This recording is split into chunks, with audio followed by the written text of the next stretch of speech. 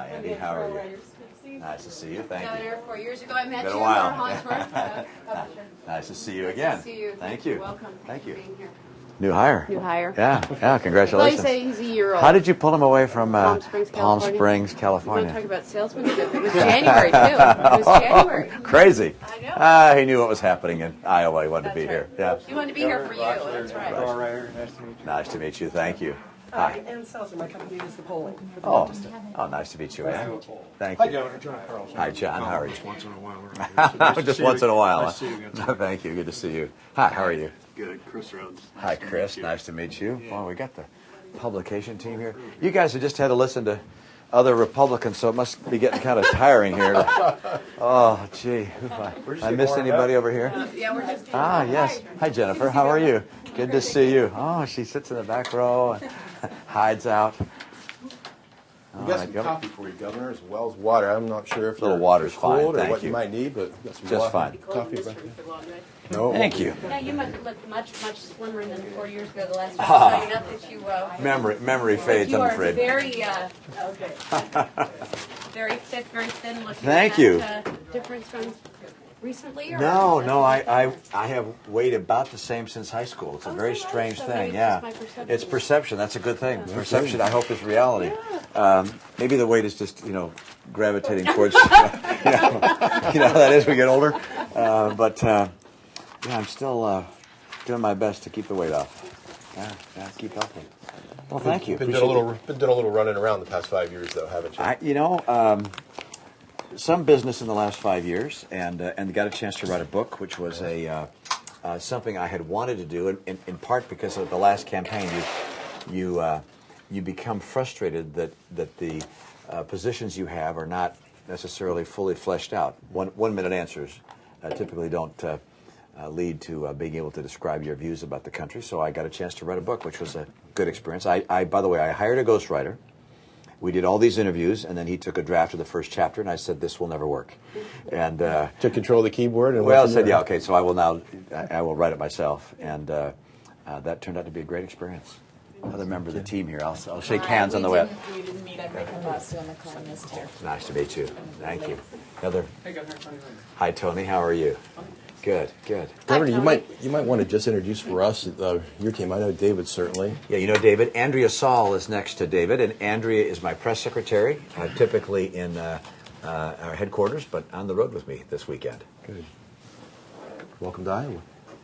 Yeah, she came on a nice, warm Iowa day. Actually, it's not bad. When it's sunny and clear like this, with no precipitation, that's kind of a nice day. It's supposed to be actually pretty nice over the weekend, yeah. by Iowa standards in December. Yeah. So, folks, we ready to go?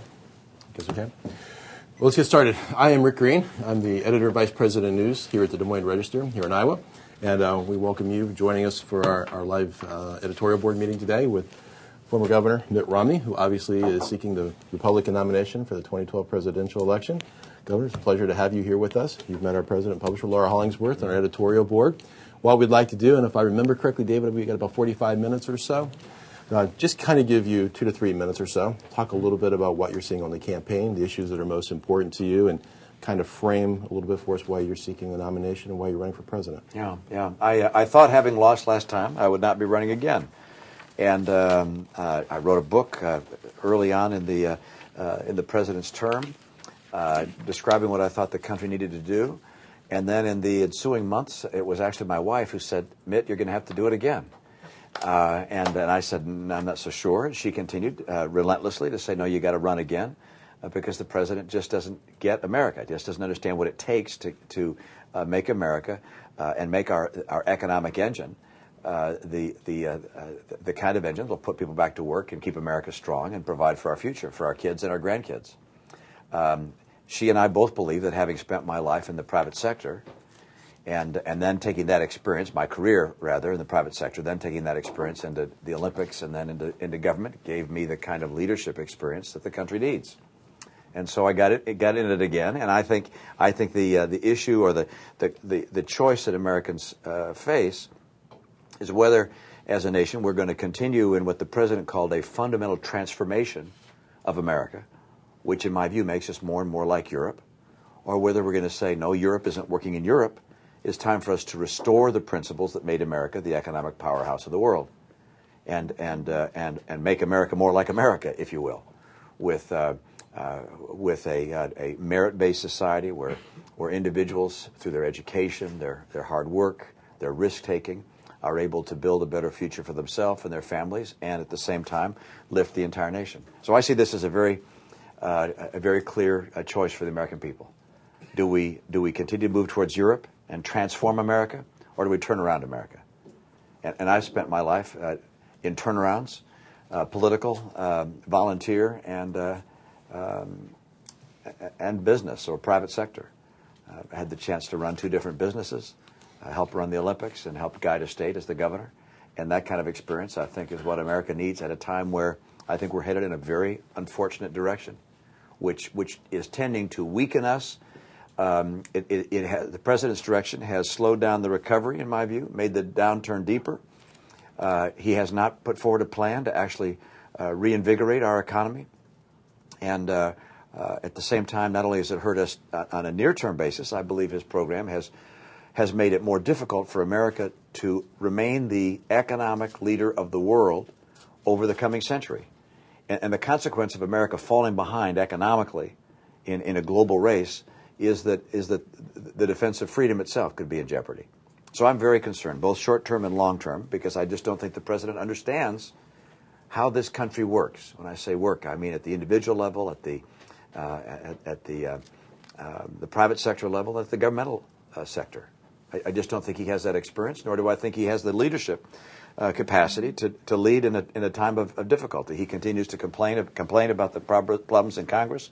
Look, that's government. Congress has been there a long time. We need a leader that can lead a process of getting America back on track, to putting Americans to work, and to strengthening the foundations of our economy. So with that introduction, good. I guess you have a couple of questions. We have a couple. Yeah, just a few. So the good news for you this week is that you made the cover of Time magazine. The negative side, I'm sure from your campaign standpoint, is the headline of "Why Don't They Like Me?" So you've been running for 5 years, and Ann Selzer obviously is our pollster who's with us today, and you know what the numbers look like in Iowa. Can you answer that question? Why do you seem to be stuck in this number? Why has Gingrich been able to soar so high above you? And what's your take on your perception out there among Republicans? Actually, so far as I can tell, over the last year or so, I've been towards the top of the polls, if not number one. I've been close to number one most of the last year, which I consider to be pretty good news. Pardon? Before our last Right, but I've been towards the top. In your last poll, I'm number 2, and whether number 1 or number 2 for actually. Was I number 3? Oh, by a point, is that right? I saw a different poll. 2 points. Oh, well. I have watched surges of various people over time. My experience with surges is that people take a look at someone and project on them a sense that they are exactly conforming to their own views.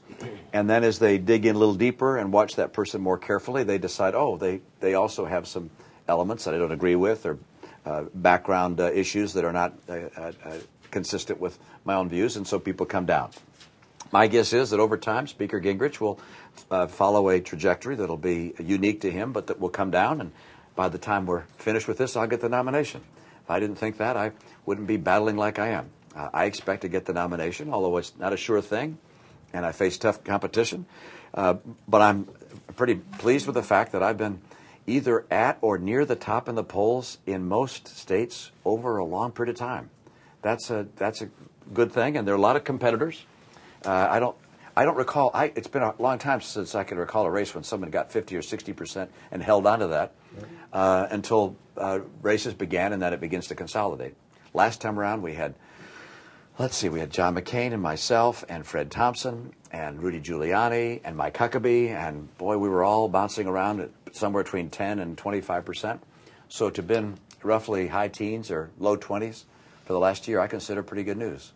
Now, in the final analysis, I've got to get 35% of the delegates in the first few states, and then I got to get 45% in the next ones, and then 55% in the next ones, and that gets me the nomination. Right. You haven't spent as much time in this state as the other candidates. Why is that? Actually, we track number of days for all the candidates, and there's some like Rick Santorum that are focusing entirely on Iowa, and they'll spend a lot of time here. But as we look person by person, we're pretty competitive. Newt Gingrich and Rick Santorum, I think, are the two that have had more days in Iowa than I. But I'm also campaigning in New Hampshire and in South Carolina and in Florida and Nevada. I want to do well in the early primary states, but I also want to get the delegates to win the nomination. And so for me, this is not trying to surprise people by doing better than expected in one or two states.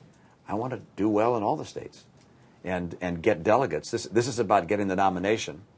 And for me, that means spend time in the various states. And also, and this, whether this is a wise strategy or not, I don't know, but we've spent a lot of time raising money. And so we raise money so that I can go out with advertising and get my message to people across Iowa, New Hampshire, South Carolina, and that's something other candidates haven't done.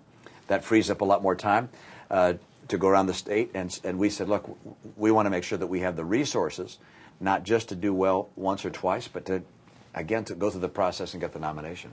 So it's not that you feel that Iowa's social conservatives who dominate the Republican Party here won't support you?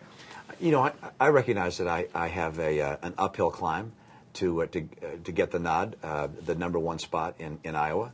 I'd like to get that spot, but if I don't get that spot, I'll be happy if I do well, and I'd like to do well here. And again, I add up delegates. Right? It's and a lot of the early states are going to award delegates on a proportional basis. I want to get my fair share of that proportion from the very beginning, and then take a larger and larger share as time goes on. Is this campaign different for you in Iowa than it was 4 years ago? Yeah, it really is. Has it changed now? Has it changed forever the way we do this process in this country? It seems to change every cycle. I don't know that I can tell you what the next cycle will be like. My guess is it'll be different than this. But this cycle for me, I had met people throughout Iowa, and therefore had some folks who had supported me before who were inclined to do it again. And so, but last time, I had no one. So I had to spend a lot of time just, getting to meet people and again and again and again, and then signing them up to be part of my team and hoping they'd be with me in the straw poll and the caucuses. And this time I start with a bit of a base, which I didn't have last time. So it's allowed me to spend some time in some other states as well, and then of course be here enough to rekindle my old support and generate support from folks who don't really know who I am. And I do think also that one of the things that's changed in this cycle is the importance of debates. The audiences for debates are much larger than they were last time around. I don't know why that is. Last time with Rudy Giuliani, movie star Fred Thompson, you would have thought that there would have been movie star, maybe even overstatement, TV star, TV personality. But he was famous. These guys were, John McCain, they were famous. And I was at, 1 or 2% in the polls starting off last time, so I had to just go out with shoe leather and get known. And this time I'm better known for good or evil, right, as the case may be. But that's allowed me to make sure that I can hopefully be successful here in getting support, but also get support in other states down the road. You talk about debates and TV personalities and immediately think about Donald Trump. So tell us why you decided not to participate in that debate. Well, we actually, I think in the month of December, had requests for, 6, 8, 10 debates, and we all met and said, okay, how are we going to work our schedule? Where am I going to be campaigning when? And laid a schedule out and said, okay, we can do 2 debates in December and keep up with our fundraising and our campaigning. And we picked 2 debates, and then well after we announced those, the folks with the Trump debate came and said, well, we'd like to host one too. We said, we've already settled our calendar. I respect Donald Trump and the organizers, Newsmax. They're obviously a very important conservative organ, and have nothing against their debate or against the other debates that were proposed, but we can only do so many. And I joke that I think the time is coming soon where people are going to call their local station and say, please return to the regularly scheduled programming. We've I don't know how many debates. Someone said it the other night, I think I was on the Huckabee show, he said we've had 14 or some odd debates and forums. And closing in at least on a dozen. Yeah, and I think we've already had more debates and forums than we had last time through the whole process. And so there does come a point where people feel like, okay, I've sort of seen it enough, and there's also a concern that if you've had that many debates, that the questioners begin to ask more and more arcane questions that aren't really the questions that are front and center in people's minds, and that may not help the process. So for us, 2 in December made sense. Yours being Very one of them. important one to Yeah, tonight. right. Exactly right. Very important. And then in January, maybe 2 again, maybe 3. Time will tell. Some of the candidates. Sorry, go ahead. Some of the candidates for the Republican nomination have this sense that the way to deal with this country's problems is going basically with a wrecking ball into Washington, D.C. and to destroy the federal courts and Congress and the presidency as it's been managed under the current president. What's your take on that approach, and what is your philosophy of governing at the federal level? Well, heated rhetoric generates a lot of support on a temporary basis, but we've got to fix the country. And there's no question but that there are needs for reorganization of much of what government does. I will eliminate some programs. I may combine certain agencies. When I was governor of my state, I combined 15 different agencies inside our Health and Human Services Department and brought them down into 3 groupings. But that didn't mean I eliminated all the things they did. I just found a way to streamline the way they work together. Congress has been a difficult body to get to act on key measures. But in my view, that's because of lack of leadership from the White House. We've had the same structure in government for a long, long time. It's worked at various times in the past. Right now, we're in a crisis setting economically, and with the right leadership, I think we can make it work. Do we need to change Washington and the nature of the discourse in Washington? Absolutely. But I think that flows from the leadership of the person in the White House. And this president, despite the rhetoric, has really been missing in action. I mean, it's almost like a bystander president. And the stimulus came along in his first weeks in office. That apparently was delegated to Nancy Pelosi and Harry Reid. And they put together a stimulus package, which he signed. The Obamacare health care plan was ultimately something which was devised and worked out without as much direction from him as I might have expected. 3 years in, we know the president has said that Medicare and Social Security are both fiscally unsustainable. But 3 years in, he's made no proposals to make them sustainable.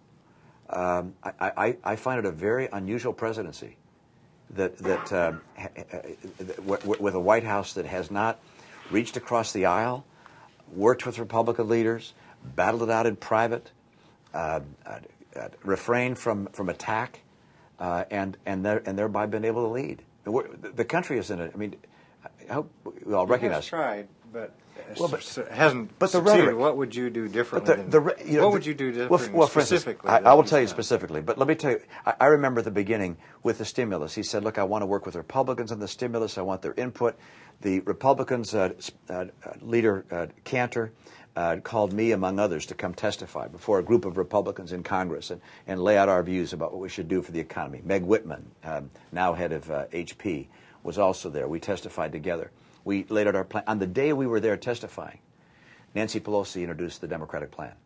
And it's like, we're here just trying to formulate our plan, and you're introducing it. It's clear they had no interest whatsoever. Obamacare came along.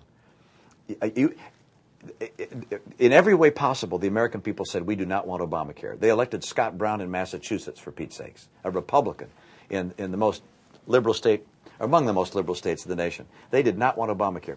They wanted no input from Republicans. There were plans that were bipartisan plans. I remember Senator Bennett and Senator Wyden put together a plan, bipartisan plan, just pushed aside. This, from what I could tell, this White House has stood aside and let Nancy Pelosi and Harry Reid run the show. And so now, how would I do it differently? Right. I was lucky enough to be, I say lucky in quotes, in a state where my legislature was 85% Democrat. That taught me some lessons. First of all, I figured out from day one, I'm going to get nothing done if I attack these guys on a personal basis. The Speaker of the House and the Senate President have to have respect for me and I for them. I went and met with them in their offices. We established a practice of meeting every Monday in one of our offices. We rotated. I didn't say, come to my office, I'm the governor. No, we rotated offices. We fed each other. We got to know each other. We talked about the challenges that were going on in the state every week, all off the record. None of it ever leaked. They didn't leak it. I never leaked it. We let our hair down. I remember on one occasion, I won't say who it was, but one of the leaders said to me, look, this bill that we're pushing is one I'm not wild about, he said, but you got to give me more cover so I can stop it. You've got to go out there and fight it so that I can push back against my own constituency that wants it so badly. We had that kind of open discourse with one another. I never attacked them. We talked about differences on issues, but there was no attack. And the result of all that was that we had enough respect for one another that we did a lot of things that were quite successful. We balanced the budget every year for 4 years. We didn't raise taxes. We built a rainy day fund of over $2 billion by the time I left, despite a $3 billion budget shortfall in my first year. We held the line on education. There were some people who said, do not implement this requirement that you can't graduate from Massachusetts high school unless you pass a graduation exam. And I said, no, I'm going to hold firm to that. And they stood by me on that. Issue after issue, we were able to work together. And do you think you could have that same kind of influence with the Republican leadership in the U.S. Senate and in the House? And in the Democratic leadership, I presume you mean, and both. Well, both. The answer, they don't take. I mean, they're pretty independent. People are very independent. As I can assure you that the leaders in the Massachusetts State Senate and the House of Representatives are quite independent people. And there were places we disagreed, places I was unsuccessful. But we had enough respect for each other, and I worked it hard enough on a personal basis that we were able to make progress on very important measures, including, for instance, our health care plan. I mean, this was done against long odds that we could accomplish something of that nature. No other state in America has been able to do what we did in that regard. Our education system is now #1 in the nation. #1 in the nation. I mean, this is Republicans and Democrats working together. I can't guarantee that everything I want to do in Washington will get done, but I can guarantee that I will focus on getting that job done rather than getting reelected or pursuing a partisan agenda. I'm not a lifelong political figure, as you know. I've run for office and lost before, run and won. I like winning better, but my career was in the private sector. And I'm in this race to fix the country and get it on track again, because I am very concerned that if we stay on the track we're on, we will be Italy or Greece. In 5 to 6 years, we will face the same trauma that they're facing right now. And the consequence of an America in distress is virtually impossible to calculate, because no one could bail us out. And I'm concerned about the trauma that so many families feel today that are out of work. I'm concerned about the catastrophe that would exist if we fell into the Italy, Europe, Ireland distress. And I'm concerned about the protection of freedom long term. You talked about programs you would eliminate. Can you talk specifically about what those would be and how else you would, reduce the federal deficit? Yeah. There are two parts of the federal government that I think we have to address. If you will, one is the income statement, and the other is the balance sheet. Those are business terms you're familiar with, but the income statement, the annual budget, is one where we have to cut annual spending, in my view. And there are three parts of that. One is to eliminate programs, and the easiest to get rid of are the ones I don't like Obamacare, and that saves about $95 billion a year by the fourth year of the next president's first term. Hopefully that's me. And then there are other programs. The National Endowment for the Arts, the National Endowment for the Humanities, Amtrak, public broadcasting. There's a long list of programs many people like. Some of those I like myself. But the test for me is this program so critical that it's worth borrowing money from China to pay for it? Because right now, a lot of things we're doing, we're funding by borrowing money from other people who will demand interest and payback at some point. And so, for me, this is a very important test. Is this program critical? And I will eliminate a lot of programs, even those I like, because of that test. Number two, there are programs that we need to keep in place, but they can be run far more efficiently if they're returned to the states rather than run from the federal level. One of those is Medicaid, for instance, the health care program for the poor, where I would take Medicaid dollars, for instance, that Iowa received in the past, take last year's number, inflate it with the CPI plus 1%, and say to Iowa, you craft your own program for caring for your own poor. We're not going to mandate who you've got to cover and how you cover them. You structure that in the way you think best. Obviously, you have to give the state time to organize programs of that nature. And that, by the way, just that on Medicaid, making that change in Medicaid, growing it at CPI plus 1% under state direction saves $100 billion a year, 4 years out. There are other programs, training programs. There are 47 different workforce training programs that have been put in place in the federal government that report to 8 different federal agencies. The GAO did an evaluation of those programs. They did not find any of them to be effective. These are billions of dollars of training programs. I would take all that money, bundle it, and send it back to the states and say, you craft your own programs to train your own workforce for the jobs that exist in your state, as opposed to having the federal government try and tell you how to run those programs. And I would look at other programs that relate to helping the poor and look for candidates that also could be returned to states. And whether that could be housing vouchers, it might be food stamps, other programs where we can return these to the states, because it's different being poor in Iowa than Massachusetts or Michigan or Mississippi, and let states be the home for those kinds of programs rather than a federal entitlement. So if you repeal health reform, how are you going to insure millions of Americans? Well, I've got a model, which is the way we did it in my state, which is to let states craft their own programs. Let states craft a program that works for their own state. And by returning Medicaid dollars to Iowa, Iowa will then have the resources to care for its own uninsured and poor. Iowa's solution will look different than what we did in Massachusetts, and we'll learn from each other. And the laboratories of democracy, as they've been called by Justice Brandeis, will provide models for us to help people become insured.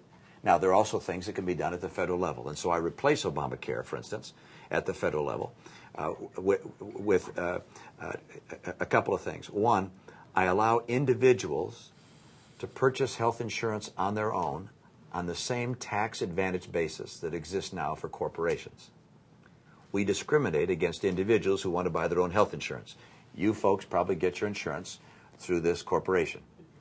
If you want to buy it on your own, and that's, by the way, tax advantage, the deduction to the company to be able to buy insurance for you. So you get a tax, if you will, some tax subsidy by getting insurance from your company. If, on the other hand, you're a sole proprietor running a business out of your home, you have to pay for health insurance in after-tax dollars. I want to change that. I want to level the playing field, make it easier for people to own their own insurance. And then people like you might decide, well, I'd rather buy my own insurance than have the register buy it for me.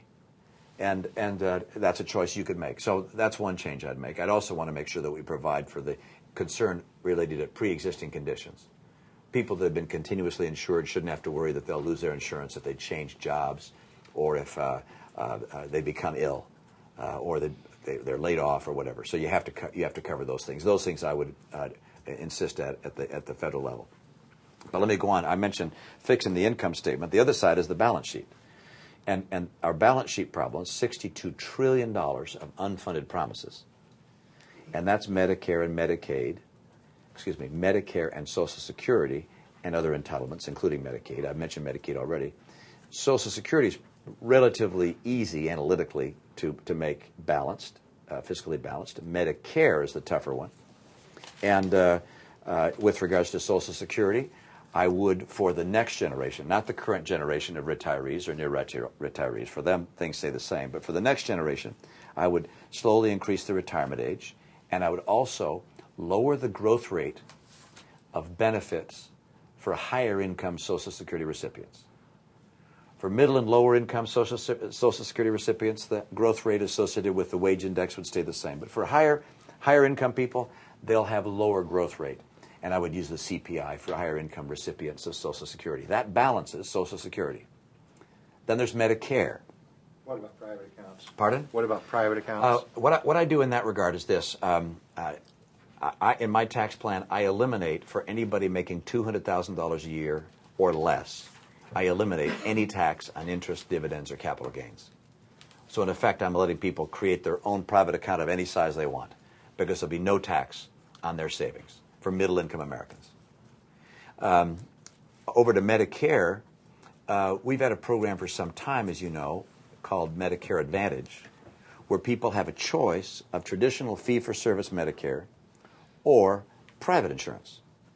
And that's a choice that they have. That exists already.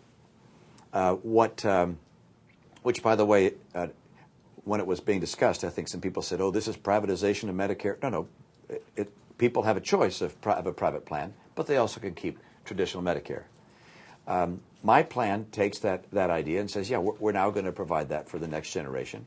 We're going to give people a premium subsidy, and they can purchase whichever product they want, either the private plan or the traditional Medicare fee-for-service plan. And that takes advantage of, if you will, the concept of Medicare Advantage, which exists right now. And by virtue of Congress adopting a plan to grow those premium support payments over time at a controlled rate, we're able to make Medicare cost effective and not break the bank, make sure that it's sustained long term. So you asked a simple question. I'm giving a long answer because getting America's fiscal house in order is not a quick soundbite answer. It's several things to do to get our income statement in line where we finally balance the budget, and it's several things we have to do to get our balance sheet, meaning our long-term obligations, in line. And the plan I've laid out does that. Are there any cuts in military spending in your balancing the budget effort? Yeah, there are a number of areas of inefficiency in government itself that are going to have to be addressed, and I will. Those exist in the military as in other agencies. I will go after those, capture those. There are programs. There are defense programs that I think are insisted upon by various Congress people who have their favorite project in their home district, that some of those programs ought to be eliminated. But I anticipate, but in some cases, various weapon systems. I anticipate that money, however, will not go to paying down the budget deficit, but that money will be used to update our Navy, update our Air Force, bring in an additional 100,000 active duty personnel, and provide the benefits that our veterans that they deserve. I think it all. So no net cuts to the Defense Department? I anticipate no net cuts to the Defense Department. We're right now at 3.8% of GDP for the military, and that I would view. I think we ought to keep it approximately 4% of the GDP for the near term for the military. That means, by the way, let me give you the overall numbers. Federal spending as a percentage of the GDP today is about 25%, and the base Department of Defense budget is about 3.8%. Of that 25. Now, there's also wartime cost, and that will, I should clearly communicate that as our conflicts in Afghanistan and Iraq wind down, there will be savings in those areas, and that will be reduced. And those. Are you okay with the way we're winding those? The timetable we're using to wind those down? The final date in Afghanistan is in my view the appropriate date to set as a target. Which is 2014. The 2012 pull down of the surge troops, I think, has been accelerated by 3 months for political purposes, and I think that's a mistake. I think the pull out of our surge troops in Afghanistan should have been in December, as the commanders requested. I don't think Iraq. I was talking about Afghanistan there. I hope I got that right. Okay. And so that the surge troops should have come out in December of 2012, not September of 2012. I think the September date is a political date, and it puts our troops in a withdrawal mode during the fighting season, which I think is dangerous. With regards to Iraq, of course, we're following the Bush timeline, with one exception, and that is that President Bush and I believe others anticipated that we would have an ongoing force of somewhere between 10 and 20 or 30,000 there to help in the transition. President Obama's own Secretary of Defense suggested that would be the case, and they were unable to negotiate a status of forces agreement to allow the 10 to 20 to 30,000 troops to remain. which I think was a failure on the part of the administration. But is the wind down in Iraq appropriate? Yes. And by the way, that the money from those things, which is quite substantial, as you know, the funding from Afghanistan and Iraq, that money I do not keep into the military. That, in fact, does disappear. You've signed a pledge opposing same-sex marriage.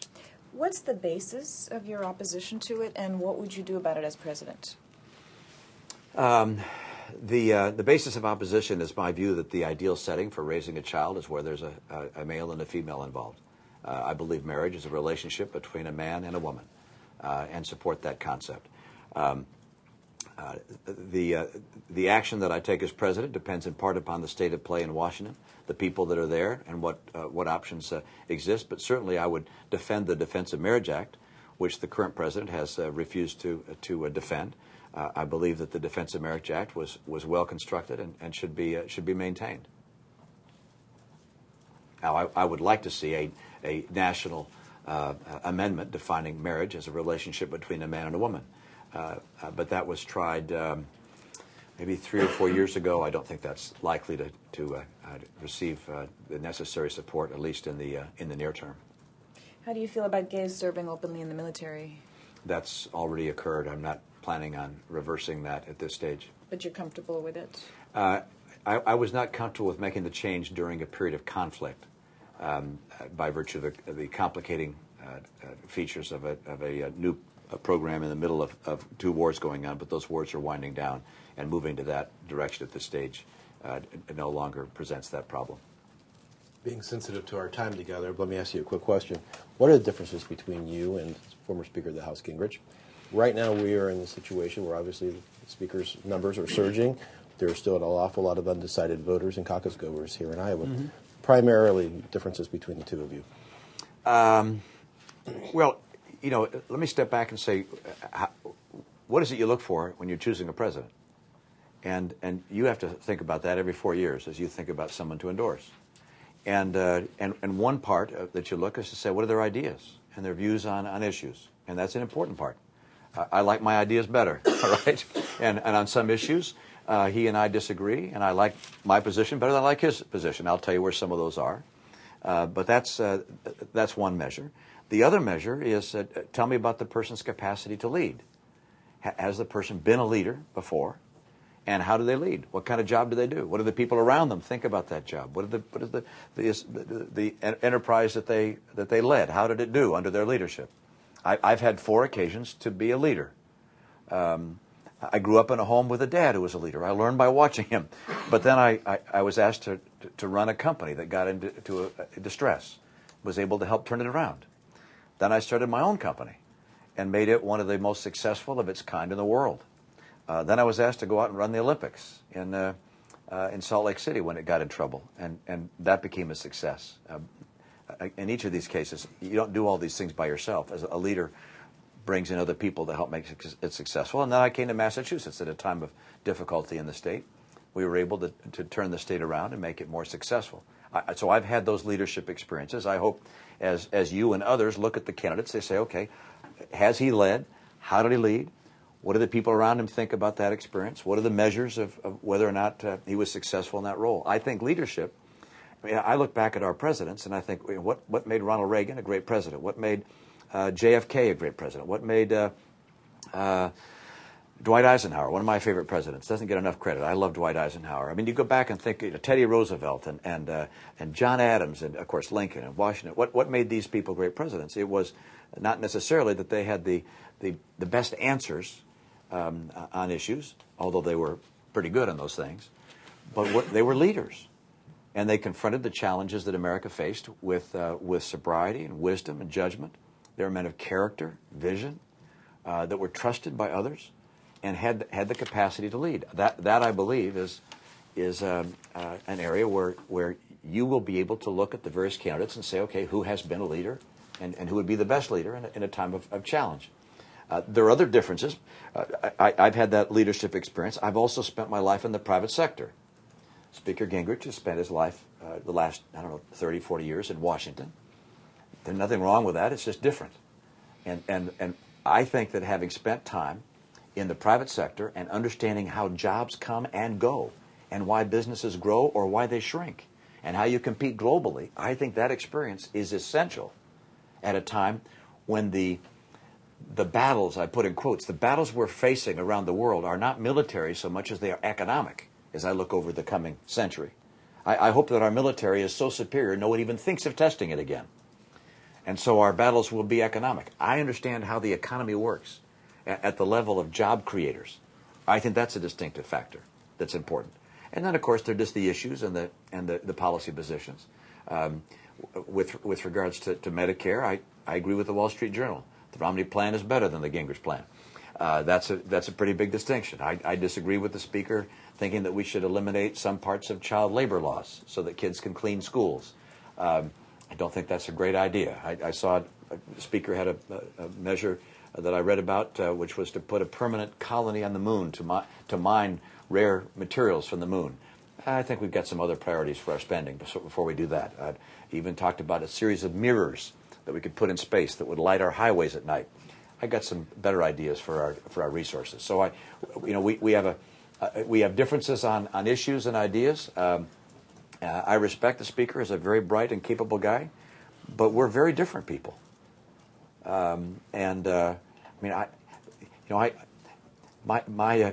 My background and his are, we followed very different paths. And I happen to think that at a time like this, someone who has spent their career in the private sector and who has led time and time again in the private sector and also in the governmental sector has by far the best chance of defeating the president and fixing the country at a critical time. And I said this at the outset, but I'm really concerned. The president believes there's something wrong with the way America works, and we got to transform it and change it and turn it into what I call an entitlement society. I'm afraid that that's the wrong way to go. We have to be a merit society, and if there are places of unfairness, and there surely must be, then let's fix those. There are other differences. I'll mention one more. The Speaker is I think everybody, by the way, I'm trying to think if there's anyone on the stage besides me that hasn't adopted the idea that there should be no tax on interest, dividends, and capital gains. My own calculation is that if that were the case, for anybody, no tax on interest, dividends, and capital gains, I would have paid no taxes in the last 10 years because all my income is from interest, dividends, and capital gains. And either would have Bill Gates or Warren Buffett and so forth.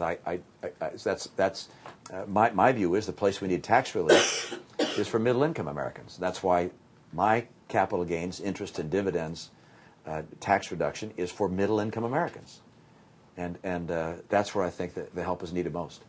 Excuse me, Governor. Yeah. I've been accused of around here being conservative, and I occasionally. Well, it's good to meet another conservative. Well, I'm not so sure you're going to say that because some I talk to, my friends, they don't dislike you, but they look at your record and they don't trust you to be a reliable conservative. How do you convince them? You got a couple of weeks left to do that. Yeah. Well, Christmas is going to get here. They won't get a chance. They won't get a chance to read my book, and they should remember that I was the guy that ran 4 years ago as the conservative alternative to John McCain.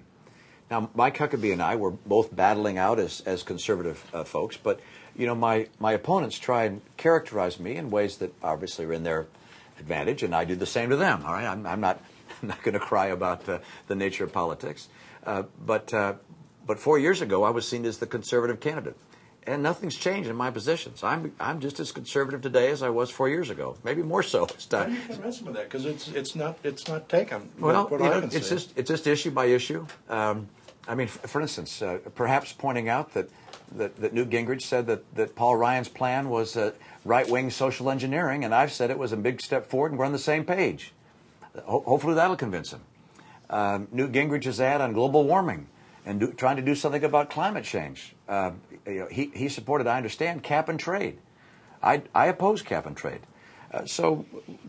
On immigration, he and I have differing views there. I think my view is more conservative than his view.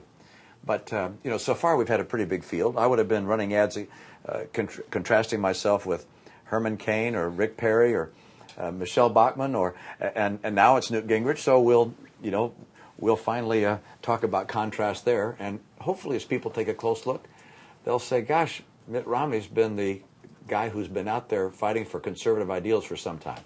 But some of that questioning of your positions comes maybe from how your positions have either changed or evolved over time. And the question might be, how do we know that the Mitt Romney we have today is going to be the one that's going to be in the White House? I mean, and will that change again? The issue that I'm normally confronted with is abortion. And sometimes, by the way, people add other issues. Well, but others that I haven't changed on. And yet, for instance, I continuously have people say, oh, you changed your position on gay rights. No, I didn't. Had the same position on gay rights since the beginning of my political career. I said I'm in favor of providing for gay people. I'm opposed to discrimination based on sexual orientation. At the same time, from the very beginning, I said I oppose same-sex marriage and civil union if it's virtually identical to same-sex marriage. That's been my position. And yet I get told all the time, oh, you changed your position. No, I didn't. That's just the nature of politics. But I did change my view on abortion. And it changed the first time as governor. A piece of legislation reached my desk that really raised this issue. Because I thought I could just leave things the way they were. I said, look, if I'm governor, I won't change anything relating to abortion. I'll leave it the way it is. And then a piece of legislation came to my desk saying we're going to redefine when life begins, as opposed to being at conception. We're going to define it later. And number two, we're going to allow the creation of embryos for purpose of experimentation and destruction of those embryos. And I could not sign a piece of legislation like that. That was not leaving things the way they were. And so I vetoed those pieces of legislation and wrote an article in the Boston Globe. That was, how many years ago? 4 or 5 years ago? Maybe longer. 2005? Yeah, 6, 7 years ago. I said, look, I'm pro-life. I have faced this issue. I am adamantly pro-life. And I, as governor of Massachusetts, every issue that came to my desk that related to abortion, I came clearly on the side of life. I was awarded by the Massachusetts Citizens for Life their award, and so I have a record. This is not something that happened just before the election. I have a record. Pardon? Is there any abortion you would accept? Yes, in the case of rape, incest, or a risk to the life of the mother, I believe in those circumstances that abortion should be legal. And that's the only thing that you've changed your mind on? Oh, I can't imagine that over 20 years with hundreds or thousands of issues, there's not something I didn't learn that I was wrong on that I've changed my view on. If in the business world, if you don't admit you're wrong, when you find out you are wrong, you'd be silly. Wouldn't that be a better response to the accusation that you're a flip-flopper, to say, I have changed my mind, on some I've issues, learned things? Yeah, there's no question. For instance, on abortion, I thought I had the right position until it actually confronted me, and I said, now that I see this in the light of creating new life to destroy it, I can't go along with that. And that led me to a change of position. And I'm sure there are other places where, by virtue of experience, I concluded I was wrong. And if you had it to do over again, would you do the health care plan exactly the way you did it in Massachusetts? Well, it never was exactly the way I wanted it in Massachusetts. I vetoed measures in the health care plan that were overturned by the legislature. And actually, is the way in the way it was implemented. It's different than I would have implemented it had I been governor. That's the consequence of elections, of course. But would I have done a Massachusetts plan that got everyone insured without raising taxes? Yes. It was the right step forward. Not perfect. Things I wish I could do differently. Things I wish the legislature would do differently there. But the plan there is favored 3-1 by the people in the state. It costs the state about 1.5% of the state budget, the plan that we had there. It was supposed to cost no additional money at all under the plan I proposed. But they added features to it that made it more expensive. I wouldn't have done that. If I could go back there and be governor, I'd pull that out, but I'm not going back. Elections have consequences, as I said, and they'll be able to choose people who hopefully do the right thing there. Do you support the concept, though, of an individual mandate? And that was part of the Massachusetts plan and now part of the health reform. I support the concept of states being able to craft plans that work for states rather than having the federal government impose a one-size-fits-all plan that takes away the rights of states to craft programs for their own needs. What we did in Massachusetts, including the mandate, was something we thought would work well for our state, and it dealt with the 8% of our people that weren't insured. For 92% of our residents, nothing changed. their health care options and so forth. Nothing changed for them. Only the 8%. With Obamacare, health care changes for 100% of the people. And not only that, but you have taxes of $500 billion that get added. Medicare gets cut by $500 billion. This is something the president's going to hear about, all right? Because the only person I know of to ever cut Medicare is President Obama by $500 billion to fund Obamacare. And Republicans are talking about how to preserve Medicare and make sure it's an option for people down the road and make it fiscally sustainable. I don't know anyone among Republicans who's talking about cutting it. The only person that's cut Medicare for current Medicare recipients is President Obama. And so this is an issue I'm looking forward to debating with the president, which is, and by the way, if he doesn't like my plan of giving people, saying, look, you're going to have a choice. You can choose either a private plan or traditional Medicare. You get your choice, whichever one you want, which exists now, by the way, for people in Medicare Advantage. I'm going to broaden that. Okay, so you're going to have that choice. And Mr. President, under that plan, we're able to keep Medicare financially sustainable. What's your plan, Mr. President? You've been in office for 3 years so far. What are you planning on doing to make sure that Medicare survives and is fiscally solvent? And I just find it amazing that we have a president with an issue that big, seeing what's happening around the world with nations that get into fiscal distress, not proposing plans that actually solve our needs in Medicare, Social Security, Medicaid, and in the overall economy.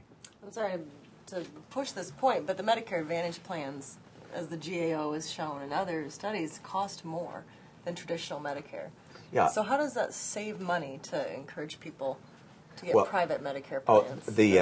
The premium support payments will be set by Congress, and there are a number of ways of doing that. One, you could have them grow by a set percentage rate.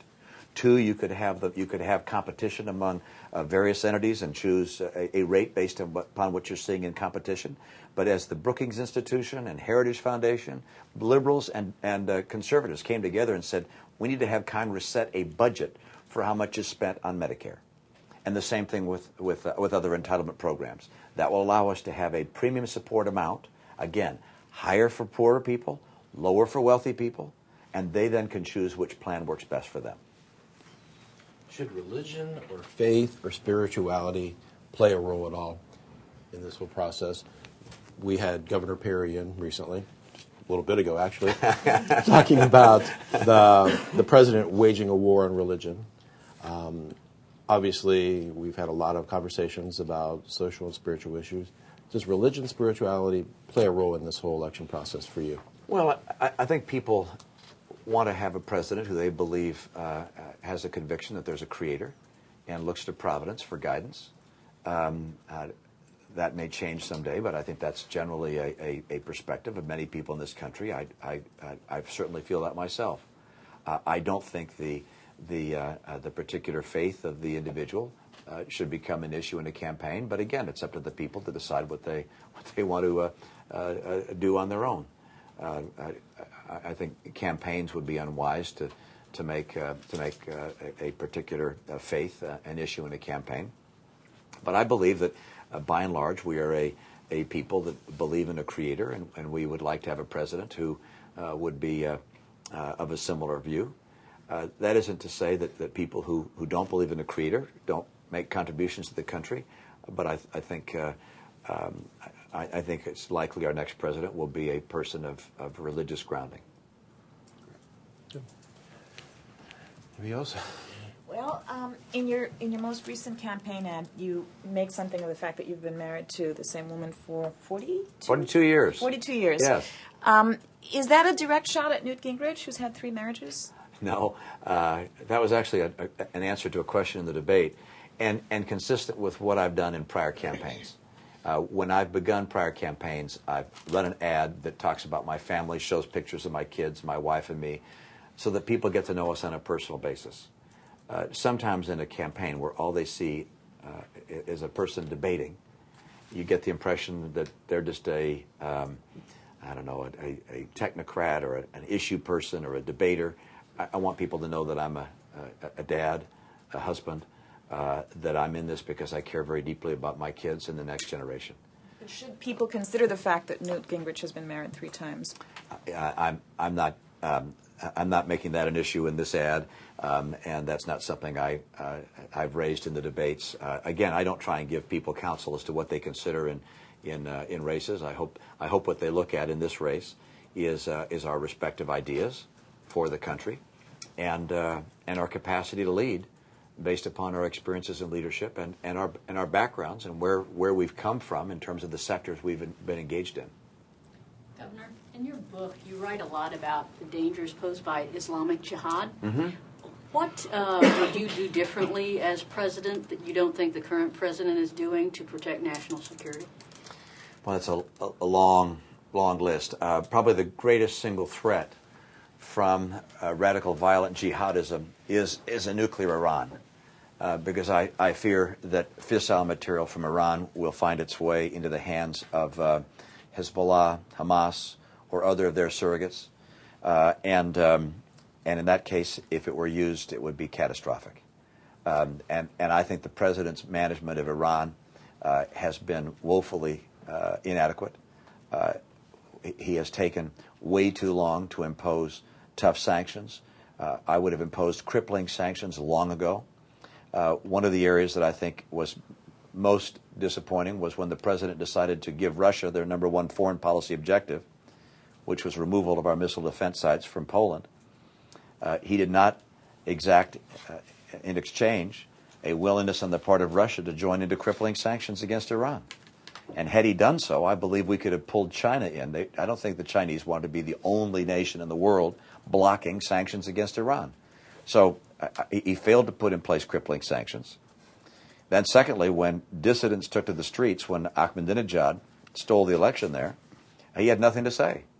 He said, I don't want to interfere with Iranian politics. It's like, really? And then I think finally that we should have gone after Iranian diplomats and some of their senior leaders, including Ahmadinejad, and turning them into the pariahs they are on the global stage. I think Ahmadinejad should have been indicted under the Genocide Convention for incitation to genocide. We should put pressure on them like we put on South Africa, by the way, during apartheid. This president should have been just front and center, hammering day in and day out. And finally, I would have hoped we would have created a perception and the reality that we have developed military options. I don't think there's anyone who thinks that America has prepared military options that this president would be willing to take to prevent Iran from becoming a nuclear-powered nation. And I think we should have those options available. I can't describe precisely what they would be because I have not had those discussions with our military leadership at this point. But I think for Iran to be dissuaded from nuclear folly requires sanctions, pain around the world as their people try and travel, and a recognition that the United States may well take military action to stop their nuclear plans. You asked about jihad. That was a centerpiece, which is Iran. Going more broadly, jihadists in some nations, Nigeria, for instance, will go after a certain part of the country and begin to expand. I would have what I call special partnership forces, where we take very small footprint military advisors and leaders with intelligence officers and special forces officers and personnel, and provide them to a nation like Nigeria and say, we're going to help your own troops and your own military root out these radical violent jihadists and keep you from being overrun by these folks. That happened in the Philippines, as you know, some years ago. We put just a few hundred of these special intelligence and special forces personnel into the Philippines with working with their military, and really routed the jihadist efforts there. They used to have thousands of jihadists, and now down to I think 100 or 200. So it does have an impact. I would rather be. Let me tell you this. A decision to employ kinetic military power is a decision one would take with great trepidation and caution and concern. putting America's men and women in harm's way is a very weighty matter. And so taking action to try and prevent a circumstance where we had to act in that nature is, in my view, a very high priority.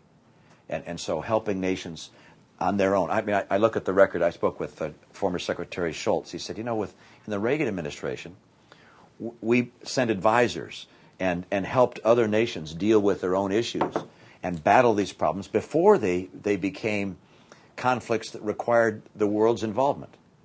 And that's something I try and do with these special partnership forces, which is to be able to provide some help. The president, for instance, something I agree with, he sent men and women into Central Africa to go into to help battle Lord's Resistance Army. Now that's not exactly the same as jihadism, but it's still a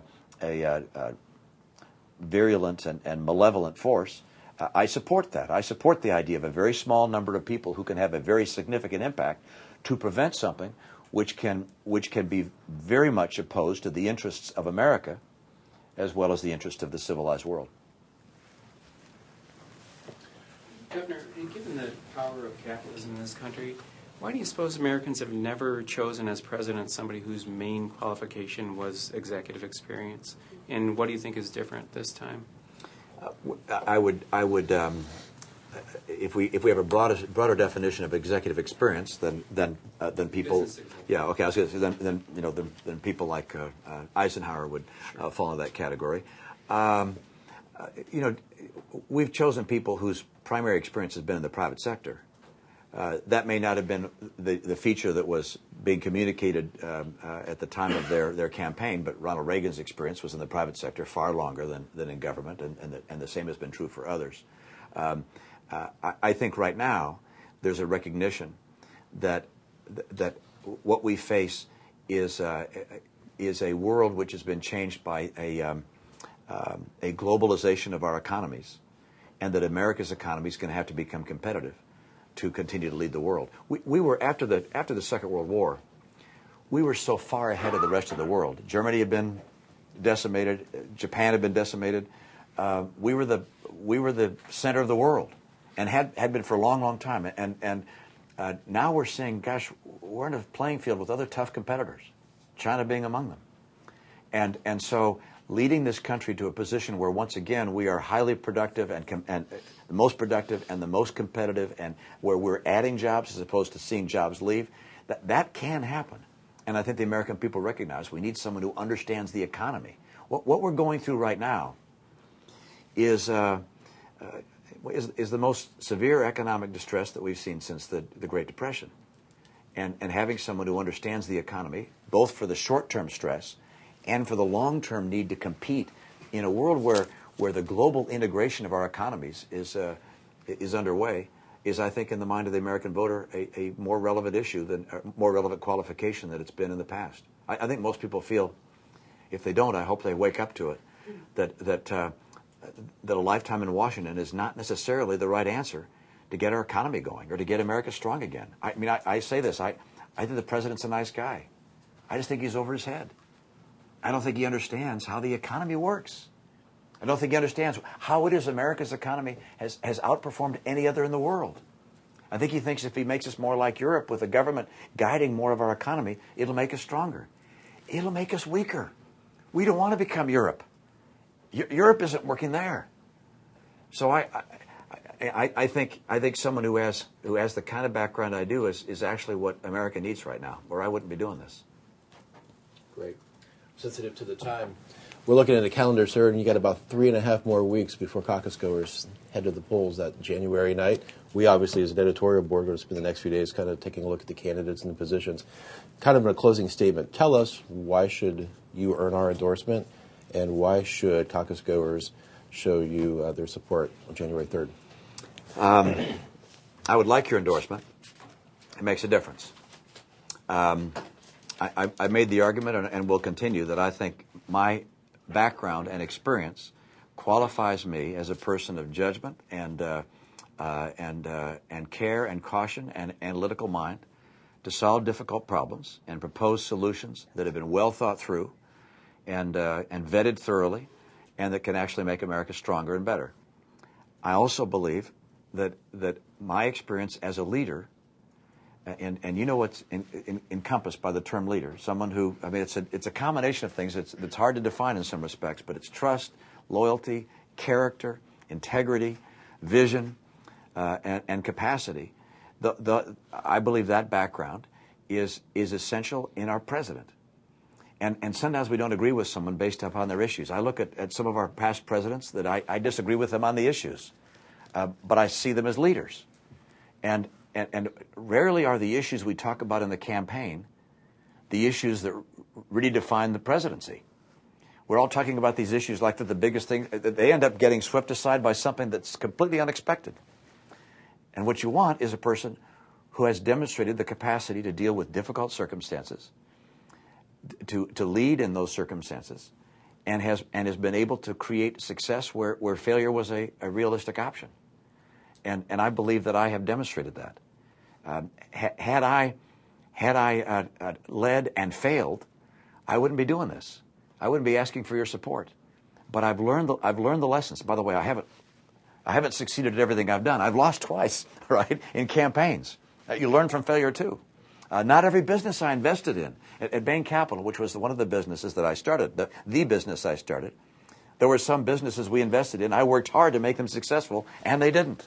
All right? I've learned from failure as well as success. But the businesses I've led myself and run myself have all businesses, the enterprises I've run myself or helped run, have all been successful in part because of the experiences I've had, succeeding and failing. So I would appreciate greatly your endorsement and your help. This is I can't guarantee I'm going to win in Iowa, but I'm pretty darn sure I'm going to win the entire battle because there'll be enough time for my message to get through, for the distinguishing features of my background and those of the other people to have been understood by the American people. I can't promise you that you can take that to the bank, but I sure am. Great. Thank Been you. a pleasure having you here, Rick. sir. Good to be with you. Thanks a lot, Governor. Thank you. Thank you very much. Didn't know you were going to be here. It's good to be here with the publisher. Thank you. I'll be there tomorrow night. Oh, is that right? Yes. Very excited. All righty. Governor, one quick thing. Yes, Jen. Cedar Rapids, somebody asked you about Johnson News quotes, and you said, I can't write the script for my servants. Does that mean you're backing away from what Johnson Oh, News no. I fully support John Sununu and his support and Jim Talent and the other people. Everybody says things in their own ways. I'm focusing on the distinctions between Newt Gingrich's vision with regards to Medicare and the Paul Ryan plan and my own plan. That's what I'm focusing. But no, I'm very pleased and honored to have John Sununu's support and his outspoken effort in my behalf. Okay, thank you. Thank you. All righty. Thank you. Thank you. Good to be with you. Good to see you again. Long time. Yes. Thank you so much. Sorry not to have shaken hands already. Appreciate it. Sorry I was late. I was chasing you from Cedar Rapids. Oh, is that right? Yeah. I got to sneak around.